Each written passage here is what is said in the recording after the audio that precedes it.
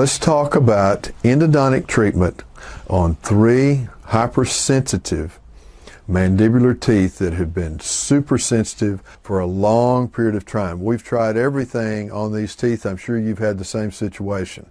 So I'm first ice testing these teeth. So these were the 3 teeth that just had unresolvable cold and hot sensitivity. After providing a mandibular block, you must provide intrasulcular local anesthesia.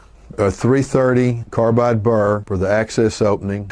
Be sure to check your radiograph preoperatively to be sure where the nerve is, and you'll feel it just fall into the pulp chamber. You can see how hyperemic these teeth are. The blood is just pulsing out of the pulp chamber. Once I've entered the pulp chamber, come back with your sit-nest plane and very lightly anesthetize into the pulp chamber. You can see that that tooth is about 24 millimeters long. First bicuspid is 21 millimeters long. Second bi is about the same thing. So this is just a general idea of how long the teeth are. Then, first using the K file and measuring 21 millimeters, which is slightly longer than we measured. Always curve the tip of the file before you put it in the canal, and then just roll it to place. Back and forth twisting with your fingers, the initial cleaning of the pulp tissue from the canals. Now this is 1 part sodium hypochlorite to 2 parts water, and I'm not pushing it into the pulp chamber or the canal. It's just in the top opening up here. You don't want to put any pressure on this to force the liquid through the apex of the canal. All you're doing is filling that canal up so that any debris in there floats to the top.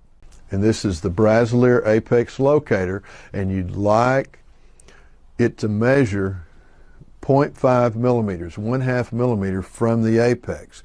Now what if this says 1.5 millimeters or whatever it is? Then you can still take that reading and know with your rotary files or with your hand files, you need to go a millimeter more. So doing that with those 3 teeth, and we're marking the length on a piece of paper because you'll forget the length if you're doing more than 1 tooth or more than 1 canal.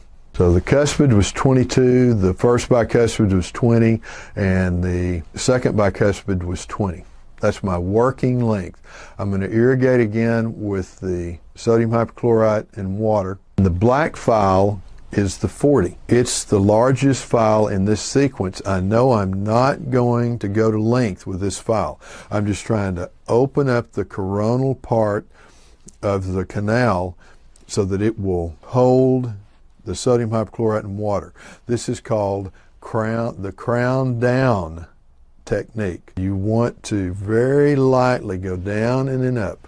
3 times is ideal. I wouldn't go down and up more than about 5. Fill the canal up with sodium hypochlorite. You don't want the canal to be dry. You want lubrication. So I'll drip sodium hypochlorite into the orifice here. You can see it coming out the top so that there's lots of lubrication. Irrigate each time. Now the red is the 25. So I've done the 40, now I'm back to the 25.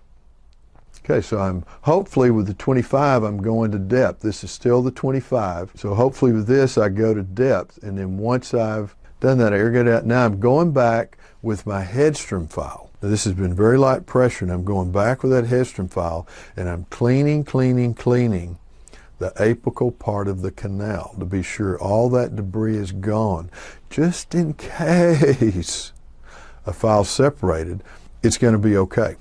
99% of the time. You don't have to go back and remove that separated file 99% of the time. Now I'm coming back with the blue file, which is a 30 file, and it's a little bit larger than the red one, which was a 25. Fill these orifices up with the sodium hypochlorite. Be sure it's really lubricated. Don't file a dry canal. Now the green file, which is a 35 millimeter. Light pressure and then pull it up. 3 to 5 penetrations is all you do with each file. If you use 10 or 20 ups and downs, you might fatigue the file and it could separate.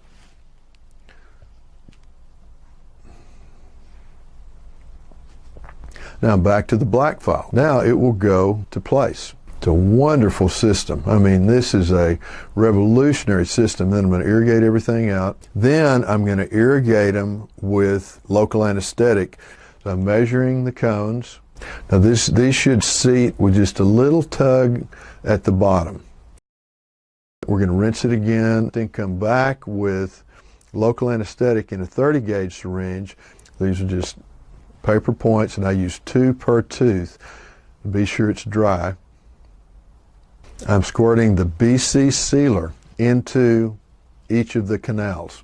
Then I'm going to place my gutta percha cones, just place them straight to place. Then this is an Endo Pro heating instrument, very effective for cutting off the excess gutta percha. Then come back with a plugger. Then I'm going to place IRM as a base, and you want to mix the IRM so that it's pretty firm. And I'm going to come back and remove 1 millimeter or 2 of the IRM, freshen the margins of the prep. I'm removing some of the gutta percha to make room for my composite buildup. So these are all single-rooted teeth, so we're not going to place crowns on the teeth. This is the etch, 38% phosphoric acid, and this is primer adhesive. Now you place it copiously. Then you come back with your air syringe and blow the excess off into a 2x2. Floss between the contacts, and always cure the primer adhesive before placing your final composite restoration. Now this is flowable composite, very good for small composite restoration. The ball burnisher, cure each of those composites, floss the teeth again, check the occlusion, and then polish with either a round diamond or this is a football fine diamond. Shofu rubber wheel, final polish, lots of water. There we have it, endodontics on extremely hyperemic sensitive teeth, and that's the dental